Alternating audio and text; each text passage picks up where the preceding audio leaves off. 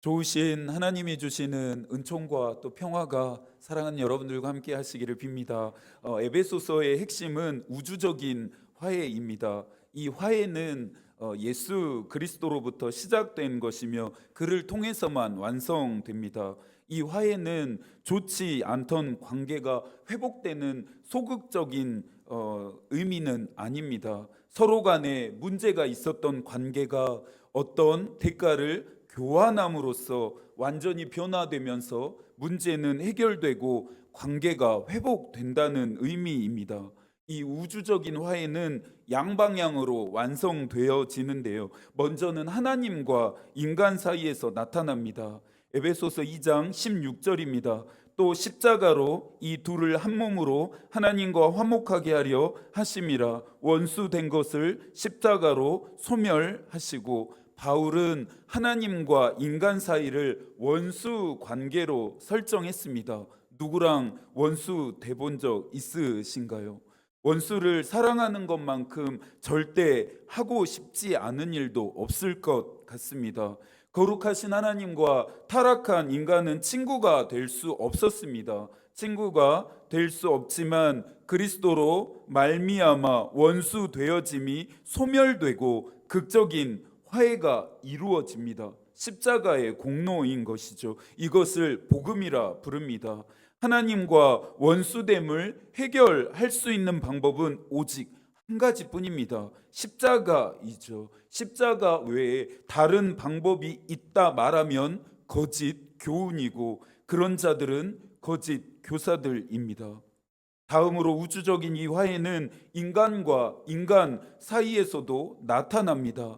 다시 한번 2장 22절입니다. 너희도 성령 안에서 하나님이 거하실 초소가 되기 위하여 그리스도 예수 안에서 함께 지어져 가느니라. 하나님과의 이 단절의 극복은 인간들 사이의 단절도 극복하게 합니다. 하나님과 화목하게 되어진 자들은 다른 사람과도 화평한 관계를 유지합니다. 교우들을 보면 하나님과 관계가 좋은 사람은 다른 교우들과도 좋은 관계를 맺는 것 같습니다. 그런데 하나님과의 관계가 얼그러진 사람은 다른 사람과의 관계도 삐걱거립니다. 하나님만 잘 믿으면 됐지 다른 사람과의 관계가 뭐 그리 중요하냐고 생각하신다면 그것은 착각입니다. 다른 사람과의 관계는 예수 그리스도의 제자됨의 증거가 된다고 예수께서 분명히 말씀하셨기 때문입니다. 우주적인 화해가 하나님과의 화해 그리고 인간과의 화해라는 두 방향으로 나타난다라고 말씀드렸습니다. 바울은 이 우주적인 화해가 일어나는 것이 교회이다 말합니다. 23절의 말씀을 함께 읽겠습니다. 교회는 그의 몸이니 만물 안에서 만물을 충만하게 하시는 이의 충만함이니라. 건물로서의 교회의 의미는 중요하지 않습니다. 물론 중요합니다. 그리스도인들이 함께 모여 예배하고 기도하는 장소이기 때문이죠. 소중한 면도 있습니다. 그러나 진정한 교회의 의미는 그리스도의 몸이라는 점입니다. 죽은 건물로서 기능하는 곳이 아닌 하나님과 화해를 이룬 자들이 유기적으로 연결된 살아있는 공동체입니다. 바울은 화해를 말하면서 연결도 강조했습니다. 과학과 기술이 발달하고 또 스마트 기기들이 고도화되면서 물리적인 한계들을 뛰어넘어 시간과 장소에 상관없이 또 필요한 사람과 정보에 접근하게 되고 또 연결되어지는 세상입니다.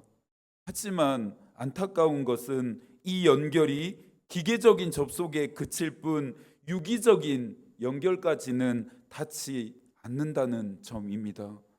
눈빛을 느끼며 나누는 따뜻하고 진솔한 대화 대신에 단어 한두 개와 적당한 이모티콘들이 대화를 대신합니다. 다른 사람의 말에 귀를 기울이기보다는 내가 하고 싶은 말들만 일방적으로 던지고 있습니다.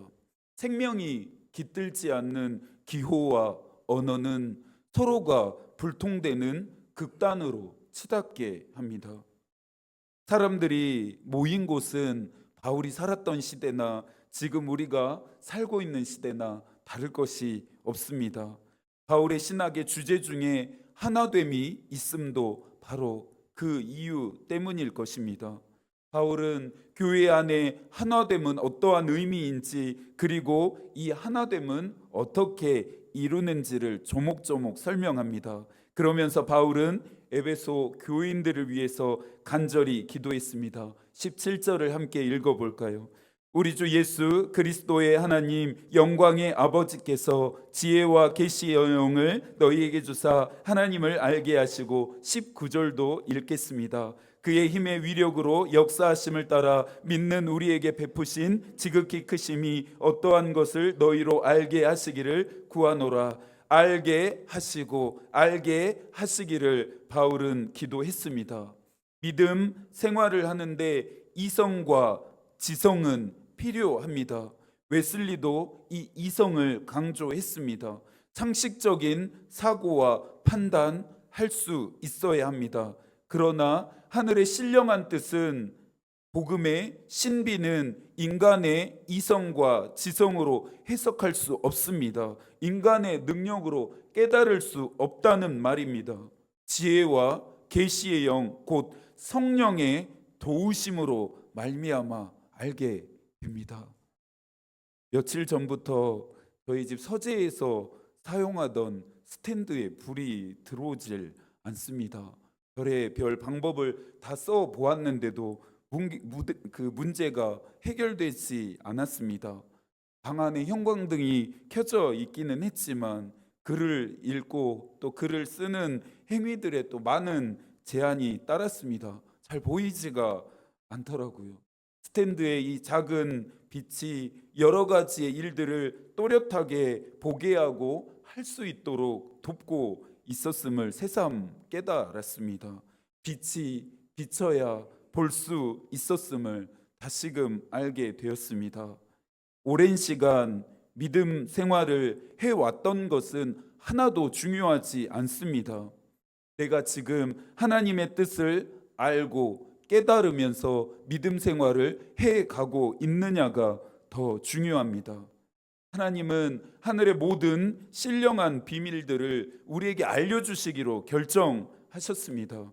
고린도전서 2장 10절과 11절에서 말합니다. 오직 하나님이 성령으로 이것을 우리에게 보이셨으니 성령은 모든 것 곧 하나님의 깊은 것까지도 통달하시느니라. 사람의 일을 사람의 속에 있는 영 외에 누가 알리요? 이와 같이 하나님의 일도 하나님의 영 외에는 아무도 알지 못하느니라. 바울의 신학의 중심은 부활하신 예수 그리스도와 십자가였다라는 것을 우리가 너무나 잘 알고 있습니다. 이 두 가지는 그가 기록한 모든 서신을 일괄적으로 관통하고 있습니다. 하나님은 모든 통치와 권세와 능력과 주권을 부활하신 예수 그리스도에게 넘겨주셨습니다. 예수 그리스도는 이 모든 능력을 다시 교회에게 수여하시면서 하나님의 능력이 온 세상에 확증되게 하십니다. 예수께서 받으신 충만한 능력들은 교회 안에서 또 교회를 통해서 역사한다는 의미입니다. 21절부터 23절까지 한 번 더 읽어볼까요? 모든 통치와 권세와 능력과 주권과 이 세상뿐 아니라 오는 세상에 일컫는 모든 이름 위에 뛰어나게 하시고 또 만물을 그의 발 아래 복종하게 하시고 그를 만물 위에 교회의 머리로 삼으셨느니라. 교회는 그의 몸이니 만물 안에서 만물을 충만하게 하시는 이의 충만함이니라. 예수께서는 교회를 충만하게 채우십니다. 예수께서는 교회를 통해 이 충만함이 세상에 흘러가기를 원하십니다. 여기서 말하는 충만함은 양적인 채워짐이 아닙니다. 이 단어는 새 것으로 보충하여 낡은 것을 온전하게 한다. 또 채워서 양을 완성시킨다. 채워짐 상태로 머물러 있는 것이 아니라 계속해서 흘러 넘친다라고 하는 뜻을 가지고 있습니다. 하나님은 교회를 충만하게 하십니다. 교회를 통해서 세상의 낡은 것을 온전하게 하십니다. 예수 그리스도에게 주신 이 능력들이 교회를 통해 세상에 흘러갑니다. 바울은 충만하게 하시는 이가 예수 그리스도임을 분명히 밝히고 있습니다. 교회가 충만해지기 위해서는 교회의 머리 되신 예수 그리스도를 인정해야 합니다. 세상이 충만해지려면 그리스도가 온 세상의 구원자이심을 인정해야 합니다. 또 우리가 충만하려면 우리는 가지이고 그분이 포도나무임을 인정해야 합니다. 요한복음 15장 5절과 6절입니다. 나는 포도나무요 너희는 가지라. 그가 내 안에 내가 그 안에 거하면 사람이 열매를 많이 맺나니 나를 떠나서는 너희가 아무것도 할 수 없음이라. 사람이 내 안에 거하지 아니하면 가지처럼 밖에 버려져 마르나니 사람들이 그것을 모아다가 불에 던져 사르느니라. 믿음 생활을 해갈수록 충만해지는 사람이 있습니다. 반대로 메말라가는 사람도 있습니다. 언제나 기쁨과 소망이 충만하게 흘러나오는 사람이 있습니다. 반대로 근심과 절망이 짙게 들이운 사람도 있습니다. 상황과 환경의 차이일 수도 있습니다. 하지만 본질적인 문제는 영혼에 있습니다. 웨슬리는 우리가 예수 그리스도를 믿었다면 영혼의 상태도 올바르게 되고 새롭게 변화된다 말했습니다. 예수께서는 이것을 나무와 가지의 관계로 설명하셨죠. 가지는 스스로 생명을 얻지 못합니다. 나무의 몸통에 붙어 있어서 뿌리로부터 얻게 되는 영양분을 공급받아야 합니다. 가지가 열매를 맺는 것이 아닙니다. 나무가 내는 열매가 그냥 가지에 달릴 뿐입니다. 그러니 나무의 몸통에 붙어 있기만 하면 열매는 저절로 맺습니다. 나를 떠나서는 내 안에 거하지 아니하면이라고 강조하신 예수의 말씀하심에 귀를 기울이십시오. 거하다는 말은 접붙어 있다라고 하는 뜻인데요. 이 단어의 성격은 완료형이라기보다는 진행형입니다.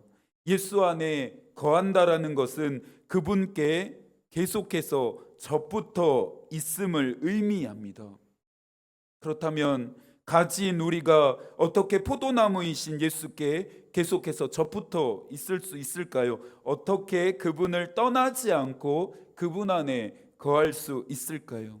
이 질문에 대한 대답은 서두에서도 언급했던 우주적 화해하고도 연결됩니다. 예수께 거한 다음은 첫 번째로는 그리스도의 몸인 공동체인 교회에 속함입니다. 단순한 행정적인 입교를 의미하는 것이 아니죠. 칼빈은 교회는 이 세상에서 가장 소중하고 가치 있는 기관이다 말했습니다. 칼빈에게 교회는 인간의 구원을 위한 유일한 기관이었고 세상을 지탱하고 있는 기초였습니다. 그래서 칼빈은 교회의 역할을 강조했습니다. 교회가 하나님의 말씀으로 그리스도인들을 잘 양육할 때 그들이 사회를 거룩하게 변화시킬 수 있다라는 것이었습니다. 기독교 강요 초판에서 칼빈은 교회를 하나님의 약속을 받고 모인 사람들의 무리라 정의했습니다. 마지막 때가 가까워 올수록 그리스도 안으로 모이기를 힘써야 합니다. 예수께 거한다라고 하는 두 번째 의미는 서로 안에 속함입니다. 나와 함께 믿음 생활하는 지체는 예수 그리스도를 보게 하는 창문이 됩니다. 내가 그런 사람이라고 하니 몸과 마음을 단정하게 해야 할 것 같은 생각이 듭니다. 창세기 33장 10절입니다. 야곱이 이르되 그렇지 아니하나이다. 내가 형님의 눈앞에서 은혜를 입었사오면 청하건대 내 손에서 이 예물을 받으소서. 내가 형님의 얼굴을 배운즉 하나님의 얼굴을 본 것 같사오며 형님도 나를 기뻐하심이니이다. 형제 사이였던 에서와 야곱의 갈등이 하나님으로 말미암아 극복되어지고 화해를 이루는 이 장면을 읽을 때마다 감동이 됩니다. 이 구절은 제가 너무나도 좋아하는 구절인데요. 야곱은 에서를 통해 하나님의 얼굴을 보게 됩니다. 에서의 얼굴은 미움과 분노와 증오와 악의로 가득 찬 거칠고 메마른 얼굴이 아니었습니다. 하나님이 주신 은총과 기쁨으로 충만했습니다. 믿는 자들의 얼굴이 이래야 하지 않을까요? 예수 그리스도를 따르는 자들의 얼굴은 이처럼 충만하지 않아야 할까요? 나를 보는 사람마다 하나님의 얼굴을 보게 하는 충만함이 흘러 넘쳐야 하지 않을까요? 웨슬리는 그리스도인의 모임을 중요하게 생각했습니다. 혼자서는 신앙의 성숙과 발전이 없다면서 믿는 자들의 영적인 발전과 성숙은 영적인 교제와 사귐을 통해서 또 서로를 돌보고 양육하는 영적인 책임감 안에서 이루어진다 믿었습니다. 사랑하는 여러분, 혼자서는 절대 충만해질 수 없습니다. 충만하게 하시는 이인 예수 안에 거하고 하나님이 충만하게 하시는 지체들과 함께할 때 하나님이 주시는 충만함을 누리게 됩니다. 남은 한 주도 충만하게 하시는 이인 예수께서 주시는 충만함을 세상과 사람들에게 골고루 나누는 여러분이 되어지기를 소망합니다. 하나님의 마음이 우리의 기도가 되고 하나님의 뜻이 우리의 길이 되기를 빕니다. 아멘.